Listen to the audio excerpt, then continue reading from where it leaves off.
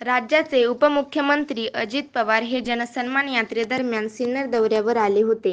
याच वेळी राष्ट्रवादी शरद पवार गटाचे सरचिटणीस राजाराम मुरकुटे यांनी बॅनर लावत उपमुख्यमंत्री अजित पवार यांना सरकारने लाडकी बहीण योजना तात्पुरती सुरू केली आहे, त्यापेक्षा सिन्नर तालुक्यातील पाणीपुरवठा योजना सुरळीत राहण्यासाठी आपण काय केले याचे उत्तर द्यावे.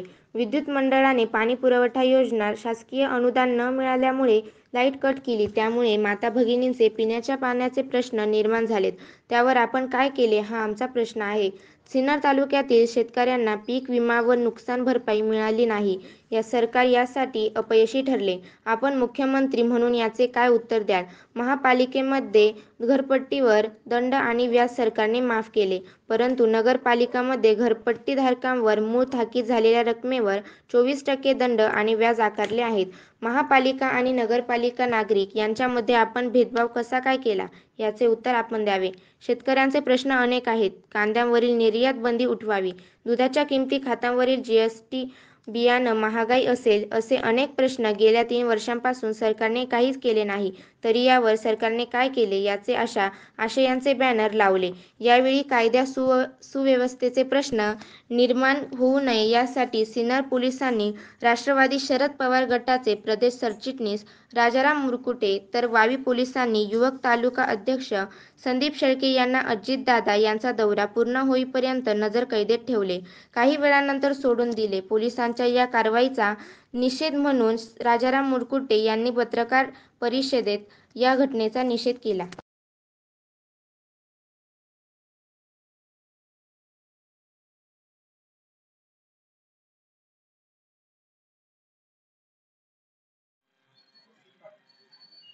या ठिकाणी नाशिक जिल्ह्यामध्ये गेल्या 2 दिवसापासून या राज्याचे उपमुख्यमंत्री आदरणीय अजितदादा जिल्ह्याच्या त्यांच्या संवाद दौऱ्यानिमित्त असताना त्यांनी काल 2 दिवसापासून जे स्टेटमेंट केलेले शेतकऱ्यांना मोफत लाईट बिल, जर शेतकऱ्याची लाईट बिल केली 5 HP आणि 6 HP मध्ये जर लाईट जर कट केली तर त्यांना लगेच मला फोन करा आणि मला फोन करून सांगा ती MSCBची लाईट कट केली जात नाही. आदरणीय दादांना आणि लोकप्रति सिन्नर तालुक्याच्या लोकप्रतिनिधी मी सांगू इच्छितो, आज गेल्या अनेक दिवसापासून आदरणीय दिगोळे साहेबांनी ज्या 118 गावांमध्ये 57 गावांना पिण्याच्या पाण्याच्या योजना आहेत, मनेगाव सहित 22 गावे पाणी पुरवठा योजना असेल, कणकोरी सहित 5 गावे पाणी पुरवठा योजना असेल, त्यानंतर बारागाव पिंपरी सहित 7 गावे पाणी पुरवठा असेल. आज ह्या MSCBने एवढं डोकं केलेलं आहे का यांचं MSCBचं बिल जर नाही भरलं तर लगेच लाईट कट करतात. आणि मला शासनाला एक सांगूशी वाटतंय, गेल्या अनेक दिवसापासून 50% जे अनुदान आहे, लाईट बिल भरल्यानंतर जे अनुदान येतंय ते अनुदान आज 6 महिन्यापासून शासनाने अनुदान दिलेलं नाहीये.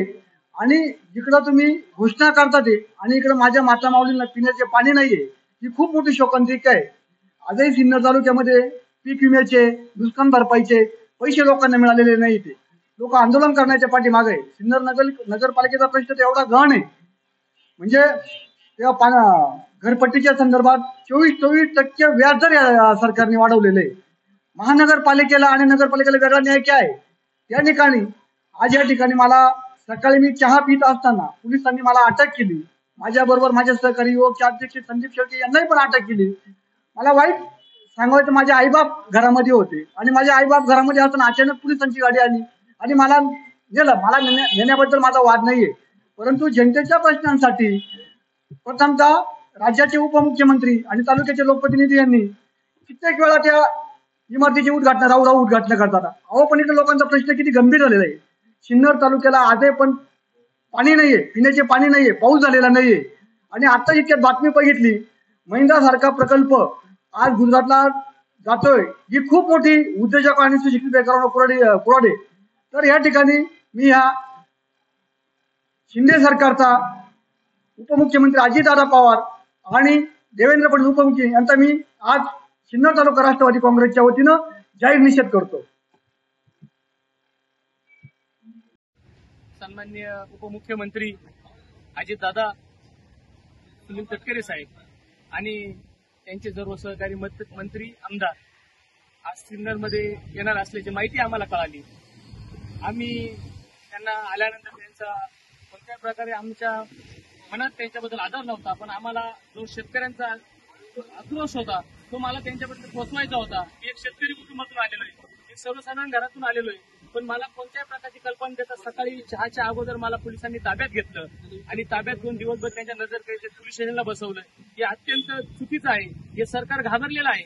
या सरकारला भीती आहे. म्हणून हे सरकार माझ्यासारख्या सर्वसाधारण कार्यकर्त्याला एका शेतकऱ्याच्या मुलाला ताब्यात घेतंय, दमदाटी करते, पोलिसांना पुढे करते. याचा खऱ्या अर्थाने मी निषेध करतो. आम्हाला काहीच करायचं नव्हतं. आम्हाला दादांना एवढंच विचारायचं होतं का शेतकऱ्यांचं काय, जी कांदा निर्यात नाशिक जिल्ह्यात खऱ्या अर्थाने शेतकऱ्यांचं उत्पन्न आहे, दूध आहे, कांदा आहे, शेतकऱ्यांची शेतीमालाला भाव पाहिजे, हा प्रश्न खऱ्या अर्थाने आम्हाला दादांना विचारायचा होता. आणि हा प्रश्न विचारण्यासाठी आम्ही काही पोस्टर बनवले होते. त्याच्यावरती आमचे प्रश्न होते, दादा याचं उत्तर द्या, एवढाच आमचा प्रश्न होता. याला देखील दादाच्या दबावाने, स्थानिक पुढाऱ्यांच्या दबावाने आम्हाला अटक करण्यात आली. ही अटक केली तरी याचा आम्ही निषेध करतो. आता तुमच्याकडे सत्ता आहे, त्यामुळे तुम्ही आम्हाला अटक करा, दबाव आणा, दमदाटी करा, पण येणारा काळ हा शेतकऱ्यांचा आहे, सर्वसाधारण जनतेचा आहे. आणि येणारा काळ हा विकासाबरोबर चालणार आहे. येणारा काळ हा महाविकास आघाडीबरोबर चालणार आहे. आणि हा खऱ्या अर्थाने शरद पवारांचा असेल, उद्धव ठाकरे साहेब असतील, बाळासाहेब थोरात असतील, राहुल गांधी असेल, यांच्याबद्दल दादांच्या यांच्या मनात भीती निर्माण झालेली. म्हणून ही दमछाट झाल्यामुळे नेते तर खूप दूर आहे, पण सर्वसाधारण कार्यकर्त्याला सुद्धा ते दमदाटी करतात आणि ताब्यात घेतात. याचा मी जाहीर निषेध करतो. येणाऱ्या काळामध्ये जर शेतकऱ्यांचा विचार केला नाही, शेतकऱ्यांची जर कांदा निर्यात खुली केली नाही, तर याच्यानंतर आम्ही कार्यकर्ते, सर्व शेतकरी असेल, शेतकऱ्यांची जनावरं असतील, सर्व शेतकरी आम्ही रस्त्यावर उतरल्याशिवाय राहणार नाही, एवढंच या ठिकाणी सांगतो. आणि मला अटक केल्यानंतर सिन्नर तालुक्यातील असतील, माझ्या गावातील असतील, महाविकास आघाडीचे सर्व कार्यकर्ते माझ्याबरोबर आले, माझ्याजवळ थांबले, मला पाठिंबा दर्शवला. त्याच्या माध्यमातून मी महाविकास आघाडीच्या सर्व पदाधिकाऱ्यांचे आभार मानतो. शिवसेनेचे काही पदाधिकारी असतील, काँग्रेसचे असतील, माझ्या गावातील माझे ग्रामस्थ असतील, माझे सहकारी असतील, सरपंच असतील आणि माझे काही मार्गदर्शक असतील, येडेकर सरांकडे, हे सर्व माझ्या पाठीशी उभे राहिले आणि पोलीस स्टेशनमध्ये येऊन ठाम सांगितलं की आम्ही सर्व तुमच्याबरोबर आहे. हे चुकीचं आहे. लोकशाहीचा गळा दाबण्याचं काम हे सरकार करते. याचा निषेध माझ्या गावानेही केला, महाविकास आघाडीच्या पदाधिकारी कार्यकर्त्यांनी केला. मी महाविकास आघाडीच्या सर्वांचे आभार मानतो. मला जी त्यांनी वेळेवर येऊन मला जी मदत केली, माझ्या पाठीशी उभे राहिल्याबद्दल त्यांचे आभार मानतो.